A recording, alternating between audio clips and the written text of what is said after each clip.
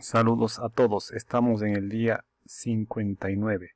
Seguimos con el Catecismo Católico, Catecismo leído, día 59, 1 de 2, tercera parte, segunda sección, capítulo primero, punto 2113 al punto 2132. En nombre del Padre, y del Hijo, y del Espíritu Santo. Amén.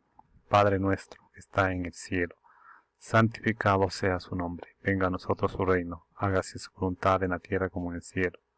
Denos hoy nuestro pan de cada día, perdone nuestras ofensas, como también nosotros perdonamos a los que nos ofenden. No nos deje caer en tentación, y líbranos del mal. Amén. Punto 2113. La idolatría no se refiere solo a los cultos falsos del paganismo. Es una tentación constante de la fe. Consiste en divinizar lo que no es Dios. Hoy, idolatría desde el momento en que el hombre honra y reverencia a una criatura en lugar de Dios.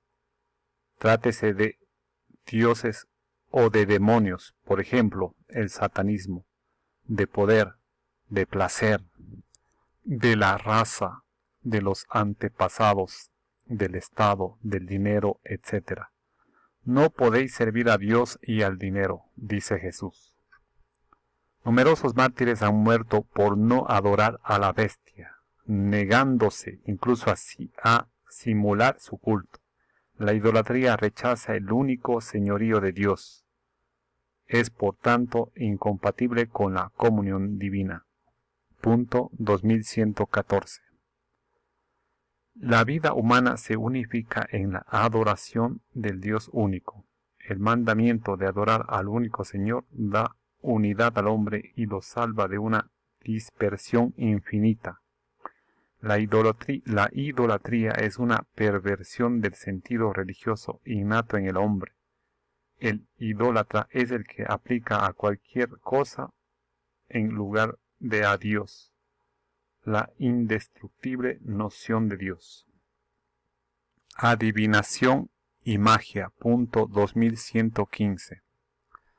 Dios puede revelar el porvenir a sus profetas o a otros santos. Sin embargo, la actitud cristiana justa consiste en entregarse con confianza en las manos de la providencia en lo que se refiere al futuro y en abandonar toda curiosidad malsana al respecto.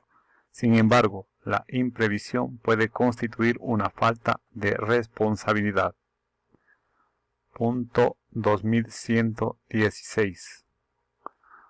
Todas las formas de adivinación deben rechazarse. El recurso a Satán o a los demonios, la evocación de los muertos y otras prácticas que equivocadamente se supone desvelan el porvenir. La consulta de horóscopos, la astrología, la quiromancia, la interpretación de presagios y de suertes, los fenómenos de visión, el recurso a mediums, encierran una voluntad de poder sobre el tiempo, la historia y finalmente los hombres, a la vez que un deseo de granjearse la protección de poderes ocultos. Están en contradicción con el honor y el respeto, mezclados de temor amoroso que debemos solamente a Dios. Punto 2117. Todas las prácticas de magia o de hechicería mediante las que se pretende domesticar potencias ocultas para ponerlas a su servicio y obtener un poder sobrenatural sobre el prójimo, aunque sea para procurar la salud, son gravemente contrarias a la virtud de la religión. Estas prácticas son más condenables aún cuando van acompañadas de una intención de dañar a otro, recurran o no a la intervención de los demonios. Llevar amuletos es también reprensible. El espiritismo implica con frecuencia prácticas adivinatorias o mágicas. Por eso la Iglesia advierte a los fieles que se guarden de él. El recurso a las medicinas llamadas tradicionales no legitima ni la invocación de las potencias malignas ni la explotación de la credulidad del prójimo. La irreligión. Punto 2118. El primer mandamiento de Dios reprueba los principales pecados de irreligión: la acción de tentar a Dios con palabras o con obras, el sacrilegio y la simonía. Punto 2119.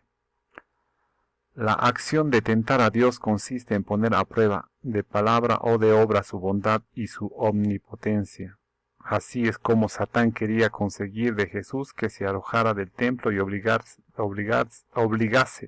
a Dios mediante este gesto a actuar. Jesús le opone las palabras de Dios: no tentarás al Señor tu Dios. El reto que contiene este tentar a Dios lesiona el respeto y la confianza que debemos a nuestro Creador y Señor. Incluye siempre una duda respecto a su amor, su providencia y su poder. Punto 2120. El sacrilegio consiste en profanar o tratar indignamente los sacramentos y las otras acciones litúrgicas, así como las personas, las cosas y los lugares consagrados a Dios.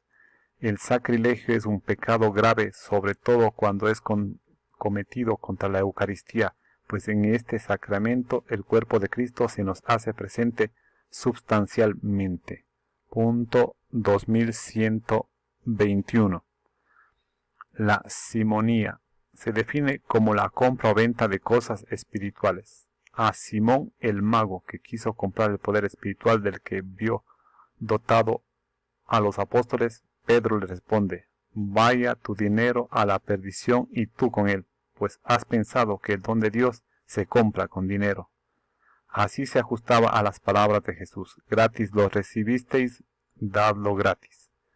Es imposible apropiarse de los bienes espirituales y de comportarse respecto a ellos como un poseedor o un dueño, pues tienen su fuente en Dios. Solo es posible recibirlos gratuitamente de Él. Punto 2122. Fuera de las ofrendas determinadas por la autoridad competente, el ministro no debe pedir nada por la administración de los sacramentos y no ha de procurar siempre que los necesitados no queden privados de la ayuda de los sacramentos por razón de su pobreza. La autoridad competente puede fijar estas ofrendas atendiendo al principio de que el pueblo cristiano debe contribuir al sostenimiento de los ministros de la Iglesia. El obrero merece su sustento. El ateísmo. Punto 2123. Muchos de nuestros contemporáneos no perciben de ninguna manera esta unión íntima y vital con Dios, o la rechazan explícitamente, hasta tal punto que el ateísmo debe ser considerado entre los problemas más graves de esta época.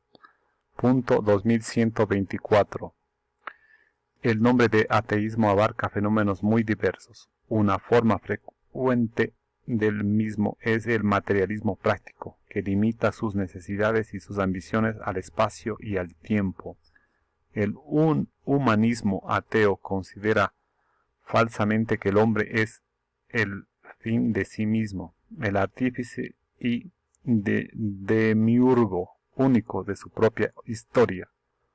Otra forma del ateísmo contemporáneo espera la liberación del hombre de una liberación económica y social para la que la religión, por su propia naturaleza, constituiría un obstáculo, porque al orientar la esperanza del hombre hacia una vida futura ilusoria, lo apartaría de la construcción de la ciudad terrena.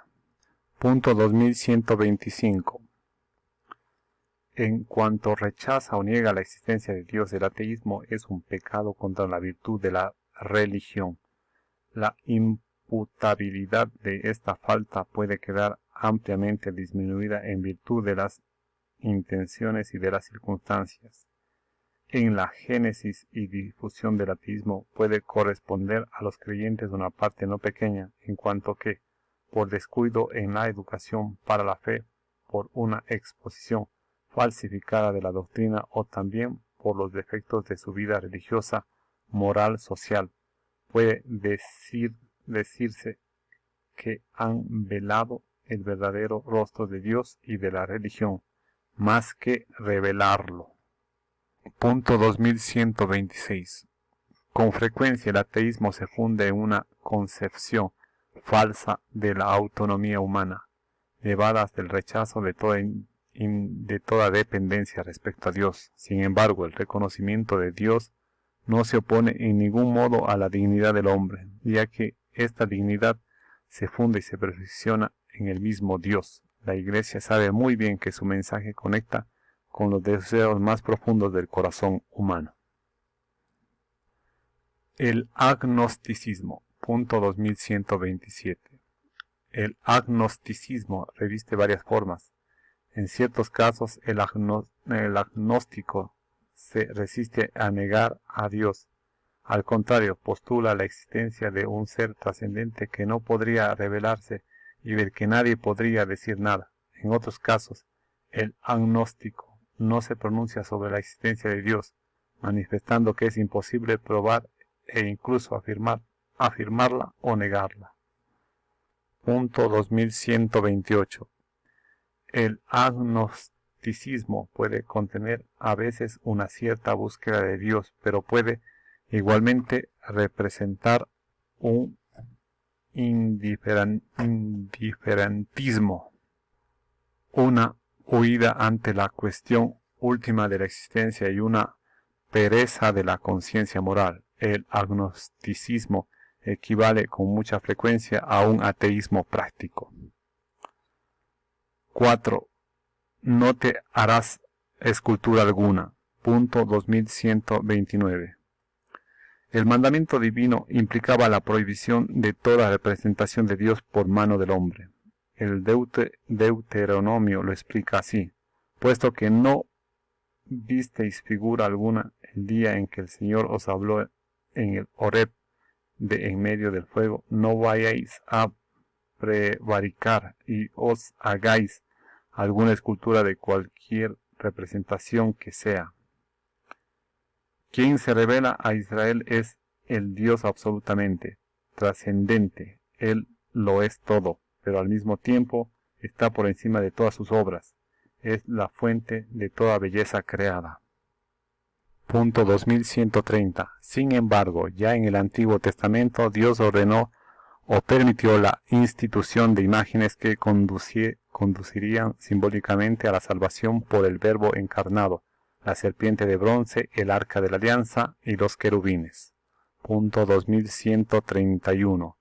Fundándose en el misterio del Verbo encarnado, el séptimo concilio ecuménico celebrado en Nicea el año 787 justificó contra los iconoclastas el culto de las sagradas imágenes, las de Cristo, pero también las de la Madre de Dios, de los ángeles y de todos los santos. El Hijo de Dios, al encarnarse, inauguró una nueva economía de las imágenes.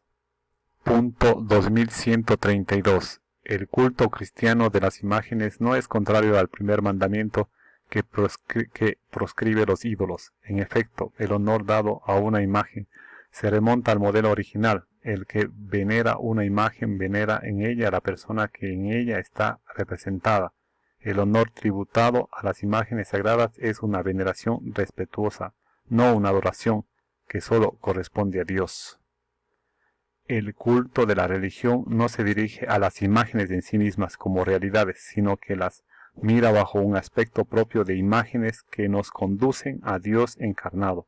Ahora bien, el movimiento que se dirige a la imagen en cuanto tal no se detiene en ella, sino que tiende a la realidad de la que ella es imagen.